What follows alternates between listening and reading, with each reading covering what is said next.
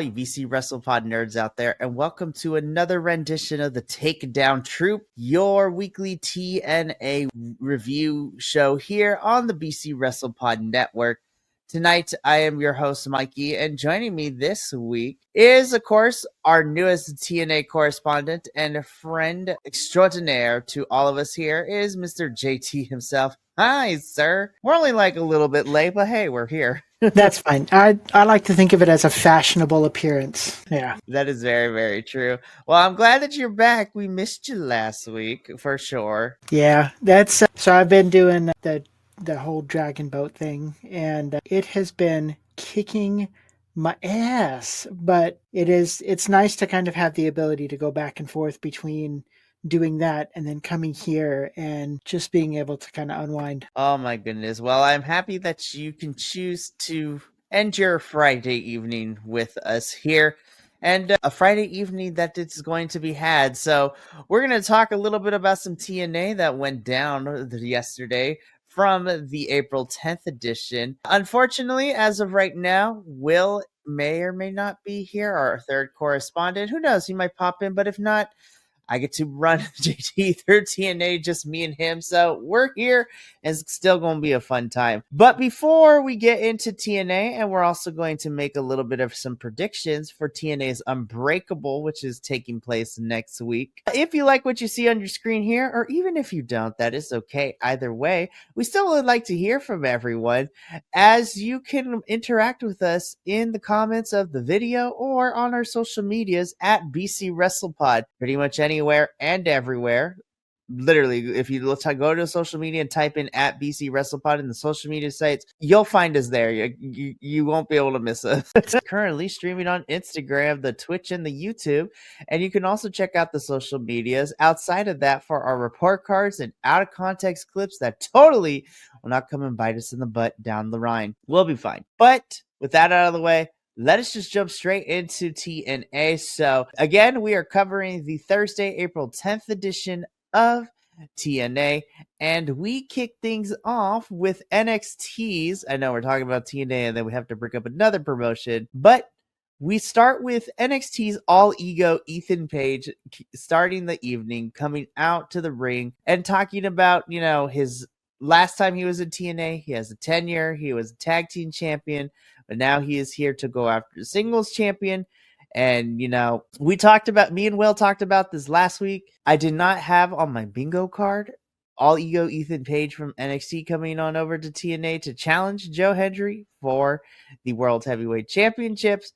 But this is what we have here. And we weren't done with this opening segment, though, because as soon as Ethan was getting into the groove of things, he was interrupted by the king of TNA, Frankie Kazarian. They both had a little bit of a back and forth before both of them were interrupted by our director of authority, Santino Marella, as he basically tells the two of them to, they'll hear from Joe Hendry later in the show, but for them to kind of get a move on to things because they're causing a disruption and they overstayed their welcome. We got a show to get through. It's basically what Santino said. So, JT, I know that you are a little bit newer to this, but what did you think of our opening segment with, officially our two contenders of Frankie and Ethan being the ones to challenge Joe Hendry for his championship at Rebellion? In the wrestling world, I'm used to seeing that somebody comes back from being out for a long period of time and thinks that he's still the top dog, and the king of TNA kind of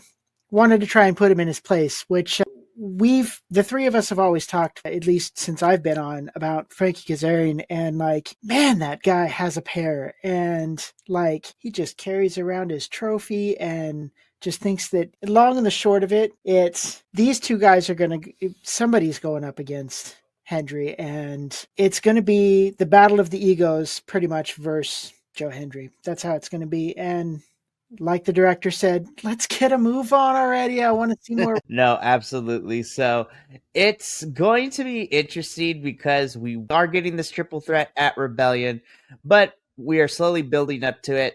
And so as Santino said, we got a whole entire show we got to get through. So these two need to get a move on, which is exactly what we're also going to do, because from this opening segment, we go backstage really quickly with Gia Miller, who is talking with Steve Macklin to our right before he is interrupted by Eric Young and the Northern Armory. Eric Young tells Steve Macklin that, hey, you know what? We all need friends, and we do need backup in that case.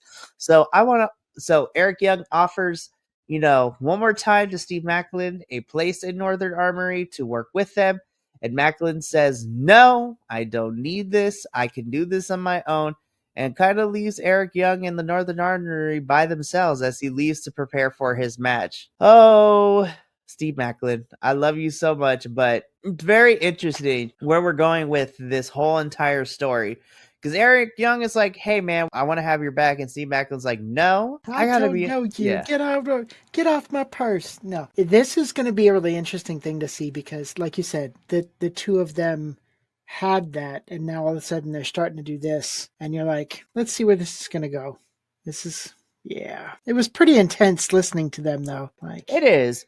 Again, we've kind of discussed it before, at least Will and I have, with Eric Young taking over the Northern Armory since Josh Alexander's contract finished up with TNA back in February. It necessarily hasn't been my favorite decision for TNA, but I would not be surprised if these two get a match at Rebellion in 2 weeks. More on that in a little bit because both of them are in separate matches for this international championship. And so we will be talking about these two later in the show because they will be popping up again towards the tail end. So we're going to put a pin in it. And Macklin and Young, we're going to come back to you in a little bit because next we talk about our first match of the evening, where we get Ace Austin of ABC taking on the greatest presidential candidate, the best man for the job of TNA in Mustafa Ali, of course, being accompanied by the cabinet of the Great Hands and Tasha Steeles at ringside. On paper, I was like, this match should be pretty fun, but I already know something's going to go down. And sure enough, I was right because we don't even get 7 minutes of this match before we cause the disqualification because Mustafa Ali hits Ace Austin with the chair. I'm like, there we go. There it is. There's the chair right there. But oh no, we were not done yet because as soon as the match was thrown out and Ali hit Ace Austin with the chair, Mustafa Ali was looking to do more damage as the Great Hands grab Ace Austin and kind of position him in the corner for Ali to take the chair to do massive damage. But then, just like every good horror movie, Mike Santana pops up and is here for revenge. So Ali and the cabinet duck out of the ring and get the heck out of Dodge as they realize that Mike Santana means business, especially since as Ali tried to hit Santana with the chair, Mike just punched it. He falcon punched the chair out of Ali's hands, which then causes Ali and the cabinet to get out of there. We go to commercial. We come back. They're escorting Ali from the arena into his car, where surprisingly, Mike Santana also has gotten into it. We had one half of the Great Hands, Tasha Steele and Ali, make it out of the car, but poor John Skyler couldn't make it out in time and gets kidnapped by Mike Santana in this car. That was a lot to go over, and this was like a 10-minute period of everything that I said in show, from match to DQ to Mike showing up to this. JT, what did you think about the match and Mike Santana taking a hostage in this moment? That was cinematic gold right there. Like watching this, I knew something was up.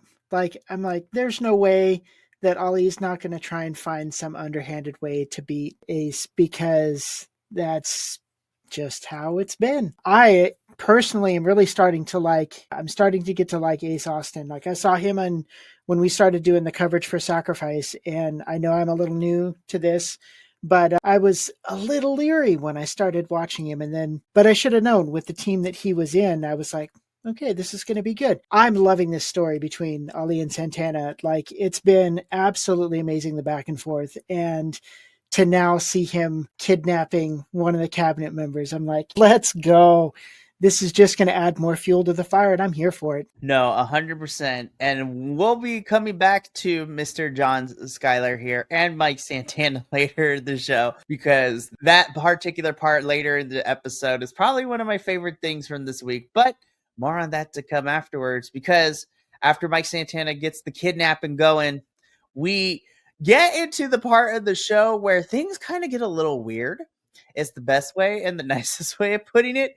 So we have this match scheduled from last week. We have Moose taking on the People's Choice, Cody Deaner. And Cody Deaner comes out. He cuts a promo before the match and basically kind of goads Moose into agreeing with it that if Cody Deaner can survive 2 minutes with Moose, then the match will be restarted and it will become an X Division championship match. And as soon as I heard that, I was just like, Deaner's about to make it through this 2 minutes, isn't he? And sure enough, he does. So Deaner is able to escape and make it to the 2 minute mark. The match gets restart as an X Division championship match. And one turnaround later, Cody Deaner answers with a spear from Moose in less than 30 seconds and ends up losing with Moose retaining his X Division championship. But this was weird. It was essentially 2 matches in one. Yeah, it definitely kind of was a little out of place. Again, ever since Sacrifice, seeing Moose, I like him in these kind of scenarios where it's just, I mean, that guy's an absolute powerhouse. And so having Deaner say, oh yeah, after 2 minutes, this is going to be an exhibition match. You're like, really? You're going to go 2 minutes with this guy and then think that you're going to like keep going with this guy? Okay, bud. Like, let's see how this goes. And it kind of sort of, as soon as they stepped into the ring, I was like, I've already got who I'm going to choose. And it paid off. Moose won. And I was like, okay. So I don't know why you wanted to try and last a little longer than 2 minutes. Maybe you were trying to set a personal best with a record of 2 minutes for something. I don't know. But here we go. Yeah. So also this is interesting too, because as soon as the championship match is over, we have Moose as well as the rest of the system kind of try to beat up on Cody Deaner later, which then causes the Rascals of Trey Miguel and Zachary Wentz to come out with baseball bats for the save, which then leads into the next match right after this, which is the Rascals versus JDC and Brian Myers of the system. I'm like, weird way of how everything kind of just transpired. But we do get the Rascals versus JDC and Brian Myers next. I will say, I actually really like this match. This definitely was, at this point of the show, went the longer route. How do I put this nicely? So while I enjoyed the match, this episode felt really weird to me in how we were getting the system after, the last 2 weeks of the system, we had a public firing and then looking that people weren't on the same page. It's kind of crazy to me, and spoiler alert for another match that happens later in this episode, that the system is picking up wins all of a sudden. And I'm like, something smells fishy. It's really weird how we almost had them have a public firing and it looked like we were breaking them up to now them getting wins. Now, granted, they're getting shenanigan wins because that is exactly how JDC and Brian Myers here win, through some shenanigans against, the Rascals. But I feel like they don't even need to win, but they kind of put them in the corner with the public firing, or the attempt of a public firing 2 weeks ago has now kind of be like, they're about to break up. Oh, just kidding. Now we're getting wins. I'm a little bizarred out with that decision. But anyways, JT, but before we talk about that even more, JT, what did you think about the match itself and, the system looking to be back on a roll after a couple weeks of not winning? Yeah, like you said, that was even weird for me. Like, I was watching through all these matches and stuff, and I'm like, wait a minute, okay, that group won. I know sometimes you have to do it to save face, but like, that's eerie. That feels like something's gonna happen, like the next couple of matches or shows that they do. I think that there's gonna be like public grandstand speaking of something's gonna happen, and the system's going to be in the center of it. The match wise, it was an awesome match to watch, because I always love tag team bouts, because the creativeness that they do to try and win the match. Unfortunately, this one, like you said, reeked of shenanigans, but that seems to be kind of a system thing, at least recently, is just all the shenanigans.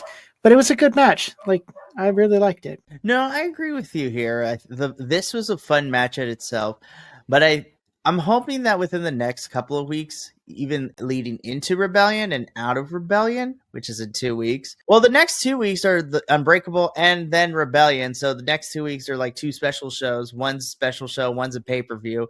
But I'm hoping that we are able to do more with the system, because I feel like we're directionless with them for right now, because we're in this wait and see time of period. But it seems that there hopefully might be something planned with, the system, with everyone in their matches tonight being able to pick up a win of some sort. But again, JDC and Brian Myers do pick up the victory here through shenanigans and are able to beat the Rascals, and they're able to escape with the win. So after this match, we then roll into our next one, which is the first of 3 triple threats to determine who would be going on to Unbreakable next week to be a part of that international championship triple threat. And so this was a qualifier match that saw that represents, first class in AJ Francis, and he was in this match with the Southern psychopath Mance Warner and rocking an eye patch Sammy Callahan. I already immediately knew that as soon as I saw this graphic pop up last week that this was the first qualifying match, I'm like, oh yeah, AJ is going to win. Mance and Sammy are going to be so focused on destroying each other. AJ is going to somehow find a way to win. And I love it when I am right, because spoiler alert, AJ does end up winning here and moving on to Unbreakable in that final match to be a part to determine the inaugural TNA International. I will say, I was like, no, it makes sense. AJ Francis was there, and this was mostly a Sammy versus Mance match, who they were trying to kill each other once again. And then AJ just came in as the heel / bad guy that he is to capitalize and pick up the victory. This match was just a lot of fun. It was just ridiculous all around. And JT, what did you think about this match and AJ punching his ticket to Unbreakable?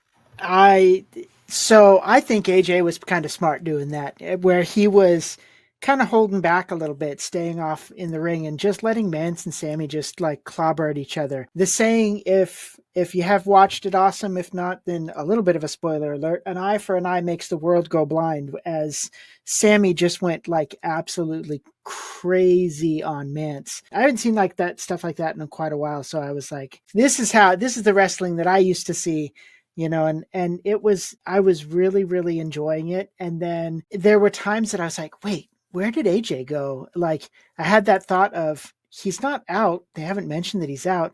Oh, he's being smart. He's playing the game, and he's waiting and waiting. And finally, when they just beat the crap out of each other, he came in, like you said, swooped the victory, all she wrote. But it was, man, he was laying down some blow after blow shots. Like, that was really cool to see too. No, it absolutely was. Now, of course, Will's not here, so he could talk about his favorite wrestler ever, AJ Francis. No, I'm just kidding. No, so I'm gonna be very interested to see. So because of this win here, AJ punches his ticket to Unbreakable. The other 2 spots will be filled, because at Unbreakable next Thursday, part of that will be the last 2 triple threat matches to determine who will join AJ in a final triple threat to become the inaugural TNA International Champion. Stay tuned for our predictions at the end of this show as me and JT run down, what we got on the card, and we'll go into the predictions with all of that. But before we move on to the next thing that happened on air, I included this in the little slideshow right here. So this is a picture of our TNA Knockouts champion, Masha Slamovich, who is our current women's champion in TNA. So I don't know why this was not included on the broadcast during this episode, but the reason I included this picture in here is because this was a digital exclusive on the social medias. So prior to the show airing, Tessa Blanchard, the challenger to Masha Slamovich's championship at Rebellion, she posted a video on Instagram where she was going to go visit Masha's wrestling school trainer in, where the trainer lives in New York, and specifically Brooklyn and all of that. And then from this digital exclusive, we find out that Tessa attacked the trainer. And so she just came out of the hospital visiting him. And basically, in this message from Masha, vows to rip Tessa to pieces. And the only question I have is, why did we not get that on the broadcast during the episode?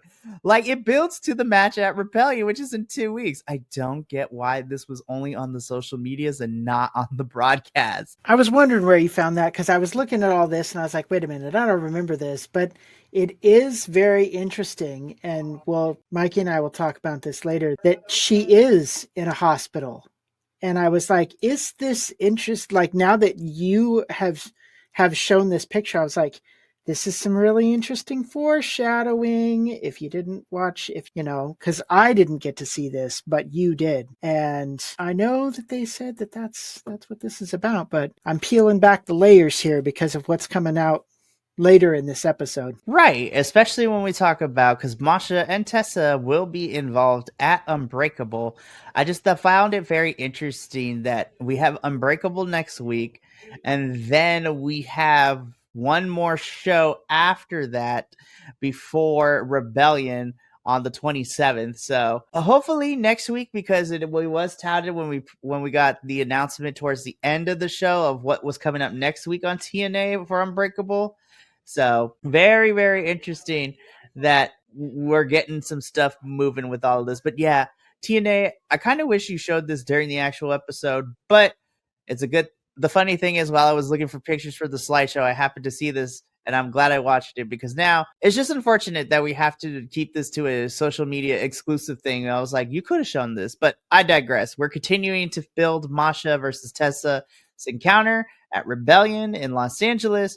But let's go into what actually was the next thing in the show, which was Sami Callihan being confronted by Santino Marella, asking him what is it going to take to have this feud between him and Mance Warner. And Sami just basically tells Santino that the only way that this is going to end is to give the Death Machine Sami what he wants, and make a match that, Abyss made famous, that Sabu made famous. And this said that this will end if Santino makes it official for Unbreakable. Sami wants Mance Warner in a barbed wire massacre match. Santino approves. And so at Unbreakable next week, we are getting Mance Warner versus Sami Callihan in a barbed wire massacre match. That's going to be so brutal. Hardcore. Yeah, that's going to be absolutely brutal. And it will be really interesting to see if Mance comes out with an eye patch on, because then they'll be like eye patch twins, and it'll be just beautiful. So based on Sami, this is the final encounter between these two. And so ultimately at Sacrifice, Mance was able to win that street fight. We're not at predictions quite yet, but I think that our Death Machine probably will walk out as the winner. But we'll talk about that when we get to predictions. So, according to commentary, it's been 10 years since TNA last had a barbed wire massacre match. So, I'm very interested to see how that turns out. And I already know it's going to be bloodied. It's going to be crazy. These two are going to literally brutalize each other, and I'm here for it. So, after this backstage segment with this announcement, we go into probably one of my favorite matches of the night, Leon Slater versus Ryan Nemeth. So this match transponded from last week after Ryan Nemeth and Leon Slater had some words exchanged backstage, which also broke out into a brawl between the two. And so Leon Slater and Ryan Nemeth come face to face 1-1 after, getting into an altercation backstage last week. So, of course, the Hollywood Hunk, which is his moniker, Ryan Nemeth comes out to the ring. And then, of course, the youngest in charge, Leon Slater. Again, this was my favorite match of the whole entire card, but I'm biased because I'm a big, big Leon Slater fan. But, of course, he is like on screen. He's this protege for the Hardys, so I can't be hating on that either. So I thought these two did a really good job. Of course, we're trying to keep the Nemeth brothers away from the Hardys as much as possible for their collision at Rebellion. But I really dug this match. I think Leon and Ryan have good chemistry together. And by the end of this, the youngest in charge, Leon Slater, picks up the victory here and is building momentum towards, Rebellion. Of course, Leon Slater is a part of the Ultimate X match, along with Moose, Matt Cardona, and Hijo del Vikingo, who all got announced last week during the show to be a part of that match with 2 spots remaining. Yeah, this was my favorite match, and I'm happy to see Leon finally starting to get some wins after being on a little bit of a losing streak over the last month or so. But JT, what did you think of Leon Slayer versus Ryan Nemeth? I agree. I definitely think that Leon needs more of these wins, especially against Pretty Boy Nemeth, because with Leon winning, in essence, a win for Leon is a win for the Hardys, and I'm here for it. So it was an amazing match. I am going to say best costume of the night Leon walks out with. It was amazing.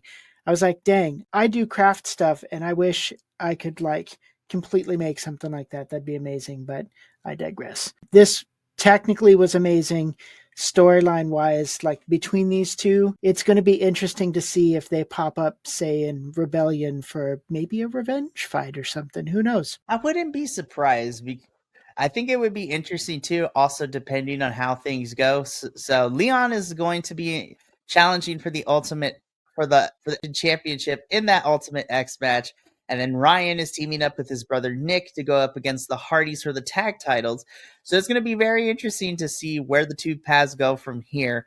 But again, Leon Slater does pick up a much needed win here, so he can start to get some momentum going into Rebellion, since as of right now, Leon is not slated for the Unbreakable show. But this was a fun match. This was my favorite of the whole entire night. I thought both of them did really well, and glad to see our unofficial Hardy and Leon Slater a much deserved win, as my co-host JT said. So from here, cinema. Dude, okay. I know I'm biased because I'm a big and a huge Mike Santana fan, but this story and this feud that we have between Mike Santana and Mustafa Ali just keeps getting better and better every single week. So Mike Santana, a la John Wicking it in this scene, has a tied up John Skyler. And shout out to John Skyler. The Emmy goes to the ability. He was just he started crying, like he is scared for his life. But Mike Santana pulls up a chair with a shovel in hand with a tied up John Skyler. And basically, Mike Santana in this promo tells John Skyler that, since Ali and the cabinet decided to take one of his own by kidnapping one of Mike Santana's AA members last week, and then just mentally ruining him to the point where he fell off the wagon again. And this was all in one episode, by the way, JT, last week. It was crazy how we got a 3-act structure in the span of a 2-hour show last week. And so Mike now is Ali made it personal. So Mike Santana is going to return the favor and take out the cabinet and Ali one by one. It just happened that John Skyler got caught in the crossfire this time. So Mike Santana ends this whole entire thing looking to whack John Skyler with the shovel, then just throws it, grabs his face, is like, I'm coming for the rest of them, and just leaves poor John Skyler, who's probably in a puddle of his own pee by the end of this, having survived Mike Santana, but now questioning all his life choices. JT, what did you make of this segment with Mike Santana and John Skyler? This got amazingly dark really quick. And I knew Santana had it in him. I just didn't know how deep he was going to pull to try and get results. At the end, though, you kind of have that humorous laugh. You're like, ha ha, you got sucker shoveled. It really is going to make him think about, do I really want to keep going and staying behind Ali or not? Maybe not. Or he's just going to be way off in a corner while the rest of them are doing their thing. Or he's going to chicken out and it's going to give Santana a momentous chance for something. But I like the fact that he made this message. It's hopefully it rings really, really deep in Ali's ear. Well, we have the next 2 weeks because it's going to be interesting to see how we build up to it, because from here we get 2 announcements that involve Mike Santana. First, next week at Unbreakable, we get Mike Santana teaming up with the Hardys to take on Mustafa Ali and the Nemeth brothers in a 6-man tag team match. But on top of that, too, we also get the official confirmation from TNA that at Rebellion, it will be Mike Santana versus Mustafa Ali round 2, which makes me super excited because, again, like I said previously, that I get to be at Rebellion, so I get to see this match live, which is going to be so much fun. But yeah, Unbreakable and Rebellion is just going to be such an interesting way for Mike and Ali's rivalry to get to the next level. And I am super stoked for these next 2 weeks. I mean, Mike gets to team up with the Heart, then he gets Ali one-on-one at Rebellion. So this is, again, I've said this before, but this is currently my favorite feud right now in any of the wrestling promotions we cover here at BC Wrestle Pod. And I am a little bit biased because I love Mike Santana, I love Ali, but I think this has been the most fascinating and engaging story that I'm hooked every single week, because what started off to be as a joke as what's, who is going to be the next face for TNA has now spiraled into mind games, meetings, like kidnappings. It is crazy. This is literally like Taken and John Wick combined into one. So Yep. I am super stoked. Which leads us into our, not necessarily the main event, because we had a promo segment to end the show, but we get into our final match of the episode, where we have the final member of the system in Eddie Edwards taking on Tag'em and Bag'em himself, Steve Macklin. So, again, I thought the match was really fun. It was good. Of course, shenanigans abound, because the system did rear their ugly head in the middle of this match for Eddie Edwards, who was able to beat Steve Macklin after he got distracted and the numbers game was too much for Macklin to be able to fend them off. So again, this was a solid match from two wrestlers who've been in the business for quite some time now, so I already knew it was going to be great. And again, Eddie Edwards walks away with the victory through interference with the system. So, JT, what did you think about the match itself?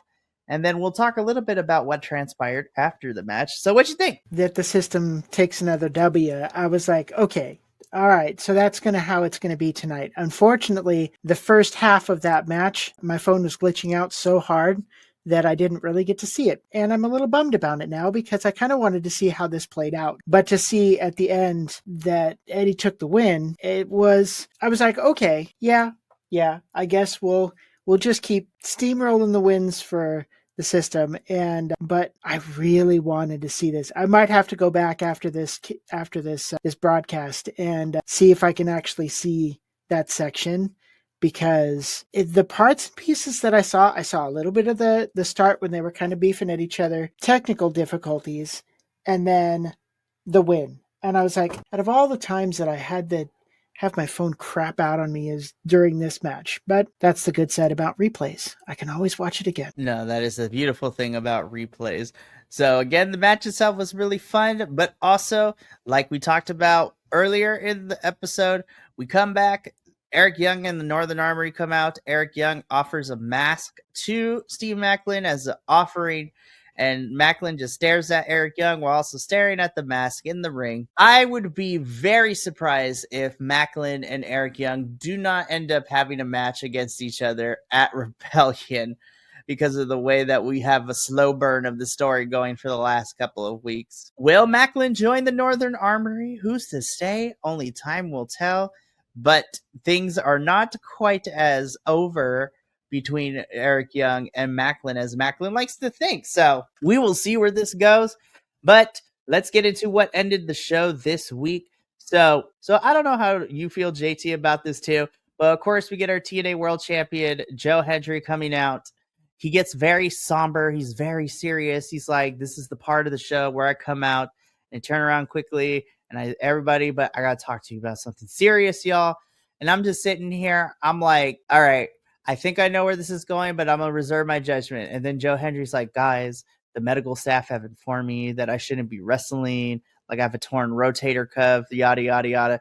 And I'm just sitting here, and I was like, how dare you, TNA? I'm like, y'all are about to work me, because that, that if Joe Hendry was legit injured, there is no way they wouldn't be having him compete at Unbreakable next week.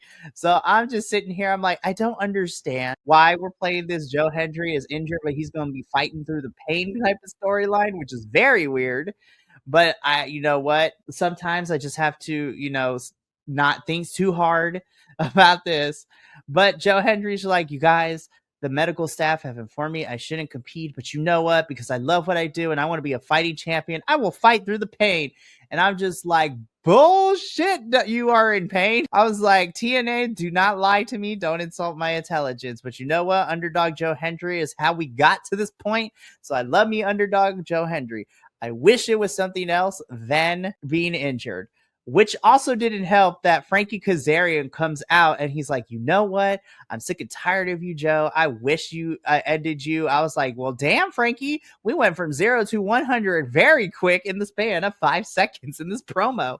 I was like, you are basically telling us that you want to bury him and set the house on fire to get rid of the evidence, essentially. I'm like, Franklin, come here, Franklin. Let's talk really quickly. Who hurt you? Like, what happened? Like, I know I know Frankie said that Joe is annoying. I was like, you know what? I don't like Frankie, but I understand his point. And then he kept talking and it went more dramatic and more dramatic. I'm like, well, damn, you would have thought he kicked your dogs, fed it to your worst Emily, set your house on fire, like stole your taxes. Like, what is happening, Frankie? And so from all of this back and forth, we get told from Joe that, despite the injury, despite not feeling 100%, Joe is still a fighting champion. And so just because Frankie comes out and talks all this mess to Joe, thinking that was it, oh no, because Frankie will be having a match at Unbreakable. Frankie Kazarian will be teaming up with Tessa Blanchard to take on the TNA Knockouts champion and the TNA World Champion in Joe Hendry. So this match is officially made for Unbreakable, where we have our two champions essentially taking on the two number one contenders who will be taking them on at Rebellion.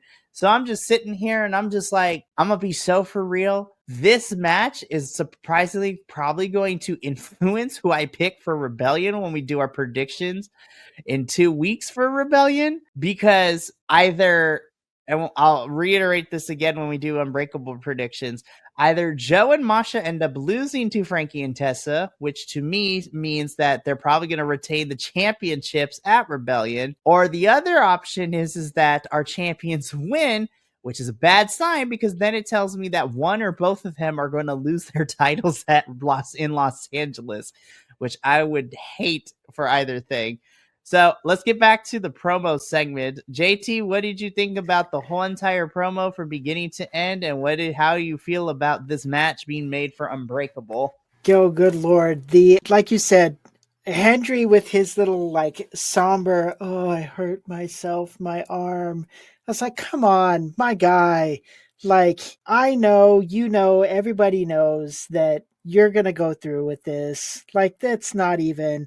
I had such a small amount of reserve going, this is really going to suck if he's actually telling the truth. But it was so overblown by me going, like, you're bullshitting the rest of the audience. Come on, get on with it. Let's go. Just say that you're going to do this. The pairing, though, that they decided to do, that's why I ended up mentioning about the ambulance during the Slamovich clip that you saw, because I saw that and I saw this announcement that they made, and I was like, interesting foreshadowing. This is going to be like this one and Hardy and Nemeth. That's going to be that's probably going to be those two alone are going to be the Unbreakable Hall of Fame shows, if you will. Right. And I also think the two matches you mentioned too are definitely going to play a big part as to who will probably walk out of Rebellion as winners and or champions as well. So, yep.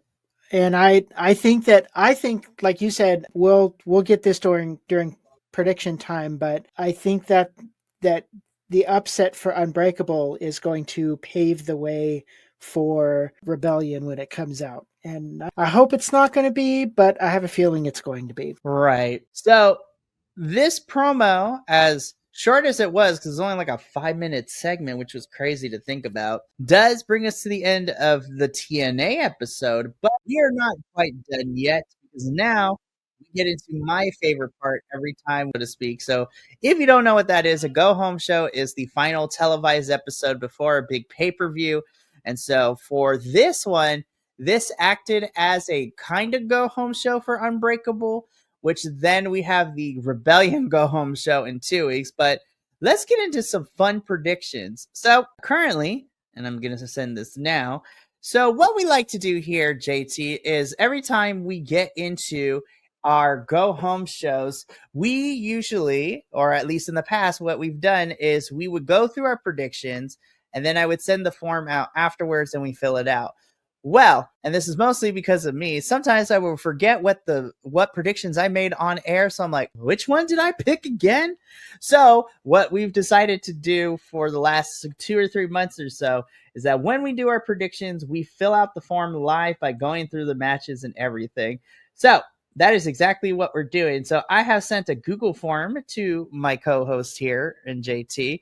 I also sent it out to Will, who unfortunately could not be here, but he filled out the form. And why are we doing predictions? Well, I'm glad you asked. So, new to JT, but not new to everybody who's been following us for the last year, we kind of officially made our own predictions league for all the different companies that we cover here at BC Wrestle Pod. And surprisingly enough, we are about to enter the final part of the 2024-2025 season of predictions. So JT is not going to have to suffer the punishment, and Will automatically is the loser in all of this. But what we ended up happening is that in the predictions lead, we were fighting to not be last place for this current season, and the loser would have to wear a wrestling singlet for a week or two of reviews on air. So they would have to be dressed tied up in the wrestling singlet onesie thing. So it is, but we are coming to the end of the TNA 2024-2025 Predictions League. I am the champion. There is no possible way for Will to come back from this. So I am the predictions champion for TNA 2024-2025. And actually, stay tuned for our reviews of that next week because I will be unveiling the rules for the next season of predictions where we might actually have a championship belt to defend, which is going to be a lot of fun. Again, we are here to do the wrestling gods heard me. I'm sorry. I promise I'm doing what I'm supposed to. Anyways, so we are going to go through and do our predictions for Unbreakable. So me and JT are going to talk about the matches that are currently scheduled, and then we'll make our predictions live. So let's start. So we're going to talk about these first 3, which have kind of all been thrown together into this first part of the Google form. So let's talk about the International Championship. So as we said during, the review portion of the show, AJ Francis has punched his ticket to the finals, which is happening on Unbreakable. Also at Unbreakable are the other 2 matches to determine the other 2 finalists. So match number 1 is going to have Eddie Edwards versus Ace Austin and Steve Macklin. So the winner of here will be moved on to the match with AJ Francis. And the second qualifier is Zachary of the Rascals taking on the System's JDC and Eric Young. And then the winners of those 2 matches will go on to join AJ Francis, who will compete to become the inaugural TNA International Champion. So now it comes the guessing game of who do we think is walking out as the international champion. So it's either AJ Francis, Eddie Edwards, Ace Austin, Steve Macklin, Zachary Wentz, JDC, and Eric Young. I will go first in my prediction. So looking at the field of people that we have right now, even though we don't know who's going to win the other 2 qualifying matches to join AJ, basing off of everything of storyline wise and how everything is going, because I think AJ could also get it too, but just out of sheer spite, I'm not going to pick him. I think the System is going to be involved in something else, so I don't see Eddie or JDC. Zach is a tag team wrestler with the Rascals, so I don't see him doing it. And Macklin and Eric Young have unresolved issues, so I don't think either one of them is getting it. So by process of elimination, it's down to AJ and Ace. But I think given everything that has happened with his tag team partner and Chris Bay, and I think Ace Austin would be a really great inaugural international champion for a little bit. So I'm going to pick Ace Austin to walk out as Unbreakable as our new champion. So JT, who you picking or who you got to walk out as our first ever international champion? Well, originally when I was kind of looking at this setup, I'm kind of falling in the same path that you are, and I think I'm going to pick Ace Austin just sheerly because AJ has the ability to win this. And I think that it's going to be a very tight match. But like you said, there are so many things with Eddie Edwards, Steve Macklin, like JDC. They're pretty much going to like throw themselves out because they have too much bickering between each other. And like you said, that with like Zachary Wentz being tag team, like his partner's not there. Now, this would be really interesting to see if he can shine on his own, but I don't think they're going to do it this time. Not at least coming into Rebellion. So I'm kind of sort of, you beat me to the punch with almost everything that you said, but I do think that Ace Austin is going to take this championship. No, and I think Ace would be a really great first champion, and because it's international, it'll hopefully TNA will get to allow him to travel, with this title to defend it across, other promotions, other international promotions, have international stars come in. I want to see this thing like it's international championship. Let him fight people from around the world, which would be a lot of fun. But me and you are in agreement that we would like to see, and we'll see if Ace Austin ends up ultimately walk out of Las Vegas as a champion. So now, the next match we're going to talk about is his barbed wire massacre match between Mance Warner and Sami Callihan. So again, these two have been fighting since February. We got a match between the two of them at Sacrifice in a street fight in which Mance ended up winning. But now this is a match that Sami has called for, and he is sick of Mance and Steph DeLander. And so Santino granted him this barbed wire massacre match. According to Sami, and I'm excited, this is the next best thing because I wanted to see a Monsters Ball match between these two, but I will take barbed wire massacre. So I cannot wait. This is going to be a crazy match, and I'm excited. So next, let's talk about the 6-man tag team match. We have Mike Santana and the Hardys taking on Mustafa Ali and Nick and Ryan Nemeth of the Nemeth brothers. Okay, so this is going to be a controversial take, right? So, Unbreakable technically is a pay-per-view, but it's like more of a special show and not like an actual pay-per-view like Rebellion is. So I think what happens here is important, but I'm also thinking about Rebellion and the matches that we have confirmed. So this hurts me to say it, but again, no titles are on the line. Nothing's on the line in between these 6 men. We already have Mike and Ali going at it at Rebellion, and we also have the Hardys defending their championships against the Nemeth brothers at Rebellion. But in this 6-man, because I am hoping that if TNA follows the wrestling logic where you lose at one show, you win at the other, I'm going to go with Ali and Ryan and Nick to win this one, because that means I hope that the Hardys and Mike win their matches at Rebellion.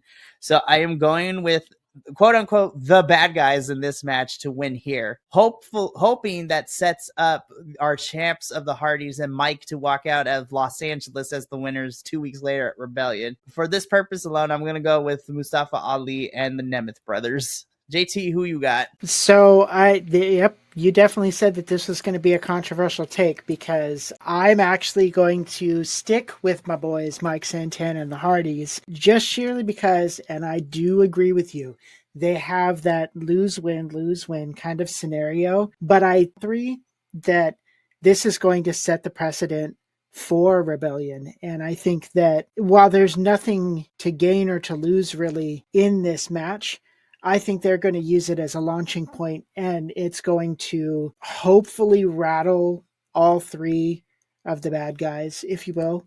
And so come Rebellion, that you're going to see yet another takedown. It's going to be like driving the nails in a coffin. So that's going to be my take. It's going to be Santana and the Hardys for the win. Heck yeah, I love that. Which brings us to the final match of Unbreakable, which also we painted ourselves in the corner, so to speak, which is a term we love to use a lot here at BC Wrestle Pod, because you have your men and your women's champ in Joe Hendry and Masha Slamovich on one team, taking on the number 1 contenders and challengers in Frankie Kazarian and Tessa Blanchard, who Frankie and Tessa will be challenging Joe and Masha respectively for the championships at Rebellion. So this one really hurts me too, because I never want to bet against my girl Masha, and I love Joe to death. But just because I do not want to see Frankie and Tessa walk out as Los Angeles as the winners or champions, I unfortunately am going to pick Tessa and Frankie here. I think they are going to win, especially with the fact that we're playing up Joe's injury, so it might come into play here. I think Joe might actually take it a step further. I think he might be the one to eat the pin here. But just because Joe and Masha are going to lose here, that means that hopefully they will both walk out of Los Angeles still as champions. So it hurts my heart, but I'm going with Frankie and Tessa here with the hope that Masha and Joe leave Rebellion still with their championships in tow. Yep. It hurts my heart. I'm going to say this too, that I'm going with Frankie and Tessa, but the reasoning behind it is I have some sneaking suspicion that somebody, I don't know who it's going to be, somebody is going to jump from outside of the match and influence it to make it where like Joe's going to get Tanya Hardy or something, or Nancy Kerrigan, and like racked in the arm, and he's going to fall over, and Frankie's going to pin him or something. I think they're going to take it. I think Joe and Masha, I hope Joe and Masha are going to take this, because I'm going to have to like find some way to like have you use your phone on a PA system, and like we're just going to collectively scream, "This is unjust and unfair. How could you do that?" Oh, man. Like we talked about before. So Joe has his work cut out for him with Frankie and Ethan Page at Rebellion. But yeah, so when I tell you, if Tessa walks out of Los Angeles as champion, LA will burn the building. Like Los Angeles will tear the place off. And we talked about Tessa's controversial past and last time she was here in TNA and the things that transpired and went down. And me and Will, especially when she returned prior to Genesis. So she returned to TNA around November, and we were very bewildered and befuddled and scratching our heads, so to speak. So yeah, I mean this in all the best way possible. I am hoping that Frankie and Tessa win, not because I want them to win, but hopefully if they do win, that is a better indicator that Masha and Joe will at least keep the titles at Rebellion and then possibly can lose them down the line. But that is our predictions for Unbreakable. So I'm going to submit my form. Same here. And lock those in. And there we go. So those are in. Stay tuned to the social medias next week, the day of Unbreakable, to see what all three of our final predictions ended up being. But that also brings us to the end of our TNA review this week. Before we go, I do have one bit of TNA news to share, which I forgot to put into the slideshow. But we have Unbreakable next Thursday. Then on Sunday, April 27th, we have Rebellion. And then TNA announced during the broadcast that June 13th and 14th, TNA will be rolling through Tempe, Arizona. So Saturday the 14th will be TNA tapings. But more importantly, on Friday the 13th, which is crazy to say, TNA will be having their Against All Odds pay-per-view. So we got the June pay-per-view on the calendar now. So after Rebellion is over, we have a whole month to build until to kick off the summer season, which is Against All Odds in June and Slammiversary in July. So that's going to be a lot of fun. But JT, thank you for being here this evening. This was a fun one. Yeah, I enjoyed it a lot. Thank you very much for having me still and being like, oh man, this guy, no, it has been amazing. And I've been loving every Friday. I get off work, my phone gets propped up off to the side. I eat my dinner, getting ready for, right now, Dragon Boat, but anytime before that, getting ready for the show. And I'm just like an old man watching news. That's pretty much how it is. And I'm loving it. I'm like, yay, structure, wrestling. What could go wrong? It's a lot of fun for sure.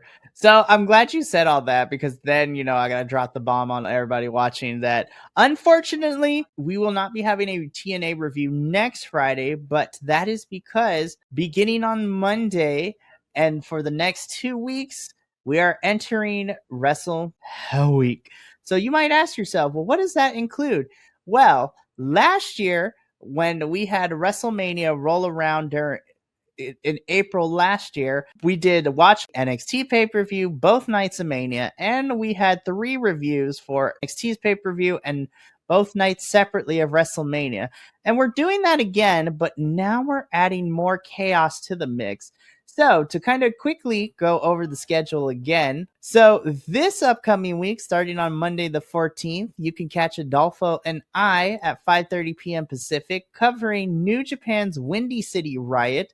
So, Japanese wrestling coming from the States here, which is going to be crazy. 15th. So, Tuesday the 15th is our AEW review. Wednesday the 16th is NXT and CMLL. And then everything begins on Thursday at 8 p.m. Pacific. GCW's Bloodsport 13 watch along. Myself, Andrew, and a couple other folks are going to watch wrestling and MMA fighters fighting it out. It's kind of crazy. It's crazy. Then on Friday the 18th, instead of a TNA review, we will be doing GCW's Joey Janela's Spring Break 9, which is going to have the plethora of fun matches like a senior scramble where all the participants have to be over the age of 65. And we are also having Joey Janela versus in a barbed wire match as Sabu's retirement match, which is crazy to think that he didn't retire beforehand. Then on Saturday morning, we have the NXT Stand and Deliver pay-per-view watch along. This is NXT WWE Third Brands, their biggest show of the year. And then you can see me again a couple hours later for night 1 of WrestleMania. And then Sunday the 20th at 4 p.m. Pacific is night 2 watch along for Mania. Then after that, the 21st, we will be reviewing NXT's Stand and Deliver as well as Effie's Big Gay Brunch. And the reason it is called that is because all of the wrestlers on that show are either allies or people of the LGBTQIA plus community. So myself, Andrew, and Adolfo will be reviewing that. So double dose of reviews on the 21st. Tuesday the 22nd is night 1 WrestleMania review. Wednesday the 23rd is night 2 WrestleMania review. But then everything concludes on Friday the 25th in 2 weeks as the TNA crew will be back once again to be covering not only TNA Unbreakable, but we will also be touching up on the episode that aired that week, as well as making our predictions for TNA Rebellion. So it's going to be a jam-packed show, and it's a jam-packed 2 weeks. So unfortunately, TNA will be taking a break next week, but fret not. I will be holding it down for the next 2 weeks, as well as everybody else who wants to join us for all these other things and these other events.